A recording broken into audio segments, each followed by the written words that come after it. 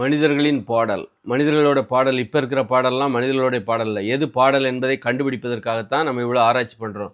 இன்னைக்கு சினிமா பாடல் எல்லாமே ஒரு ஆராய்ச்சி தான். மனிதர்களின் பாடல் எது என்பதை கண்டுபிடிப்பதற்கான ஒரு ஆராய்ச்சி. அதை நான் கண்டுபிடித்து விட்டேன்.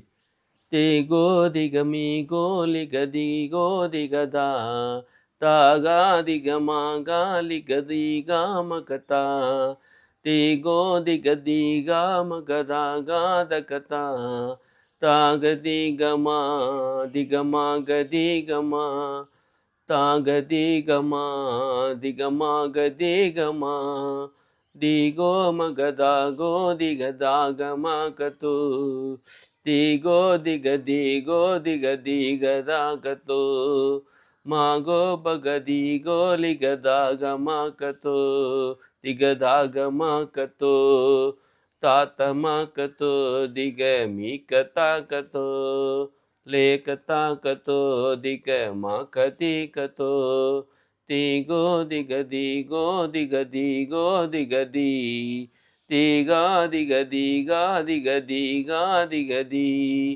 திகதிகதி திக திகதிகதி மேகதிகதி திக மேகதிகதி. இதுதான் மனிதர்களின் பாடல். புரியவே கூடாது. அதனால தான் புரியாத வார்த்தைகளை போடும்போது தான் தொடர்ந்து என்னால் பாடிக்கிட்டே இருக்க முடியும். நாள் முழுதும் பாடிக்கிட்டே இருக்க முடியும். ஆனால் நமக்கு நிறைய வேலை இருக்குது. இந்த பாடலை வச்சு வியாபாரம் பண்ண முடியாது.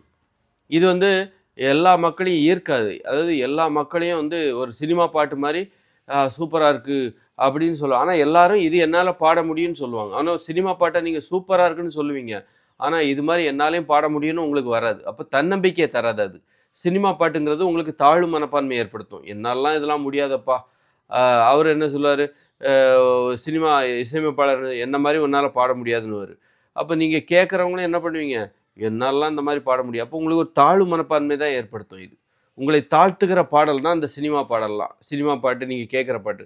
ஆனால் இப்போ நான் பாடினேன் பார்த்தீங்களா இந்த பாட்டு, இதை கேட்ட உடனே உங்களுக்கு ஒரு சினிமா பாட்டு போல ஈர்க்காது. ஆனால் இது என்னாலையும் பாட முடியும், இது என்னாலையும் பாட முடியும் அப்படிங்கிற அந்த தன்னம்பிக்கை தரும். அப்போ இந்த உலகத்தில் உள்ள அத்தனை பேரையும் இது என்னாலையும் பாட முடியும், சின்ன பசங்க கூட சொல்லுவாங்க இது என்னாலையும் பாட முடியும் அப்படிங்கிற அந்த தன்னம்பிக்கை தரக்கூடியது, எல்லோரையும் பாடகராக மாற்றக்கூடியது. ஆனால் ஒரு சினிமா பாடகர் இருக்கார்ல, சினிமா இசை, அது எல்லோரும் பாடகரானா அவங்க பொழப்பு கெட்டு போயிடும். அதனால நம்ம பாட தெரியக்கூடாது.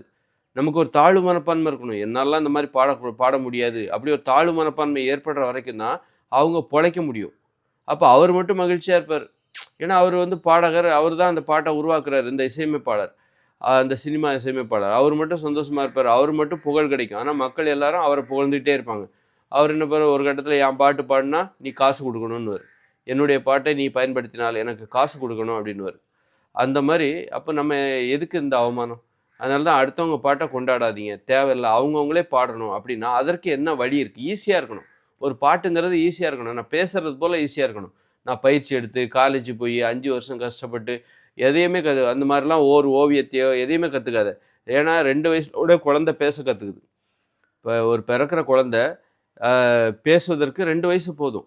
அந்த அளவுக்கு ஒரு மொழி ஈஸியான, அதுபோல் நடக்க கற்றுக்கொள்கிறது, பேச கற்றுக்கொள்கிறது, எல்லாத்தையும் பழக அதுபோல் ஒரு பாடல் ஈஸியாக இருக்கணும். ஒரு பாட்டுங்கிறது காலேஜில் போய் படிக்கக்கூடிய விஷயம் கிடையாது, புத்தகத்தில் படிக்கக்கூடிய விஷயம் கிடையாது. பாட்டுங்கிறது ரொம்ப சர்வசாதாரணமாக இருக்கணும்.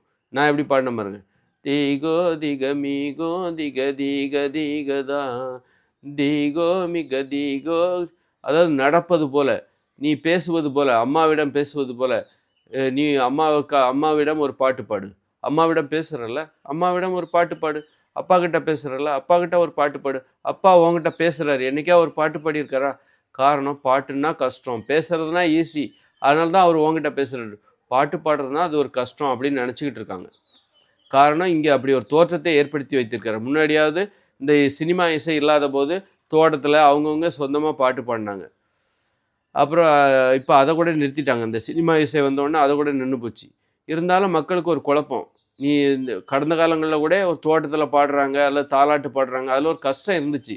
வார்த்தைகளை தேடினாங்க. சமயத்தில் அது கூச்சமாக இருக்கும், என்னடா இந்த மாதிரி ஒரு வார்த்தையை போடுறோமே. புரிதலுக்குள்ள ஒரு வார்த்தையை போடும்போது தேடணும், வார்த்தையை போடணும், பொருத்தமான ஒரு வார்த்தைகளை போடணும். அப்புறம் கூச்சமாக இருக்கும், 4 பேர் கேட்டாங்கன்னா சிரிப்பாங்க அப்படின்னு சொல்லிட்டு இப்போ நிறைய பிரச்சனை இருக்குது. அப்போது அதில் உள்ள எல்லா பிரச்சனையும் சரி. நீங்கள் ஒரு நினச்சா ஒரு பாட்டு பாடணும். பாட்டு பாடுவது எளிதாக இருக்கணும். ஒரு 2 வயசு குழந்தை கூட ஒரு பாட்டு பாடுவது, 2 வயசு குழந்தை பேச கற்றுக்கொள்கிறது. ஆனால் ஏன் பாட கற்றுக்கொள்ளவில்லை? ஒரு 2 வயசு குழந்தை இன்னைக்கு டான்ஸ் ஆட கற்றுக்கொள்கிறது. ஆனால் ஏன் பாட கற்றுக்கொள்ளவில்லை? அதுபோல தான் ஒரு பாட்டு, அதுபோல் ஒரு ஓவியம். ஒரு 2 வயசு குழந்தை வரையணும், அதான் ஓவியம். அப்படிப்பட்டது தான் ஓவியம். 2 வயசு குழந்தை பேசும்போது 2 வயசு குழந்தை ஓவியம் வரையக்கூடாதா? அதுதானே ஓவியமாக இருக்கணும். காலேஜுக்கு போய் அப்புறமா தான் நீ சர்டிஃபிகேட் வாங்கினா தான் அது ஓவியமா? அது கிடையாது. வியாபார ஓவியம். அந்த நீ காலேஜில் போய் கற்றுக்கிற ஒரு விஷயம் அது என்னது அப்படின்னா, அப்போ காலேஜில் ஒரு பாட்டு படிக்கிறாங்களே, கற்றுக்குறாங்களே, அது என்னன்னா அதை வச்சு அவங்க வியாபாரம் பண்ண போகிறாங்க. காலேஜில் கல்லூரியில் போய் ஒரு பாட்டு கற்றுக்குறாங்க பாருங்கள், இசை கல்லூரியில் போய் அந்த இசைக்கும் இப்போ நான் பாடுறதுக்கும் ஒரு சின்ன பசங்க பாடுறதுக்கும் என்ன வித்தியாசம் அப்படின்னா, அவங்க அதை வச்சு வியாபாரம் பண்ண போகிறாங்க, பிழைக்க போகிறாங்க. நான் இது என்னுடைய சந்தோஷத்துக்காக பாடுறேன், இதுதான் உண்மை. வியாபாரங்கிறது எப்போ பணம் கண்டுபிடிச்சாங்களோ அப்போ தான் வியாபாரங்கிற நடைமுறையே வந்துச்சு.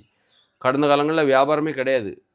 பணம்ன்ற நடைமுறையே ஒரு 2000 வருஷத்துக்கு முன்னாடிலாம் இருக்காது.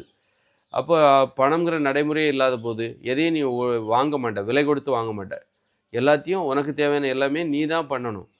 நீ இன்றைக்கி ஒரு பாட்டை விலை கொடுத்து வாங்குற, ஒரு நடனத்தை விலை கொடுத்து வாங்குற, ஒரு தியேட்டரில் போய் நீ படம் பார்க்குற, அங்கே டான்ஸ் ஆடுறாங்க, பாட்டு பாடுறாங்க, எல்லாம் விலை கொடுத்து வாங்குற. விலை கொடுத்து வாங்குகிற நடைமுறை பணம் கண்டுபிடிக்கப்பட்ட பிறகு தான். பணம் இல்லாத காலத்தில் எதையுமே விலை கொடுத்து வாங்கலை. ஆனால் எல்லாருக்குமே பாட்டு தேவை, எல்லா காலத்துலேயுமே தேவை. பாட்டுங்கிறது எல்லா காலத்துலேயுமே தேவை. அப்படி இருக்கும்போது இப்போ நான் பாடுறேன்ல, இது விலை கொடுத்து வாங்க முடியாத ஒரு பாடல், எளிய பாடல், எல்லாராலையும் பாட முடியும். அப்படிங்கும்போது இதை எதுக்கு நம்ம விலை கொடுத்து வாங்கணும்? ஏன் இது விலை கொடுத்து வாங்க முடியாதுன்னா, இது எல்லாராலையும் பாட முடியும். அதனால தான் இது அப்போ அப்படி இருக்கும்போது எதுக்கு நம்ம விலை கொடுத்து வாங்கணும்? ஆனால் ஒரு சினிமா இசைங்கிறது எப்படிப்பட்டதுன்னா, நீ விலை கொடுத்து தான் வாங்கணும். ஏன்னா அது எல்லாராலையும் பாட முடியாது. எல்லாராலையும் முடியாத ஒரு விஷயந்தான், அதற்குத்தான் விலை கொடுக்க வேண்டியிருக்கிறது. எல்லாராலையும் முடியும் அப்படின்னா அதற்கு விலையே தேவையில்லையே.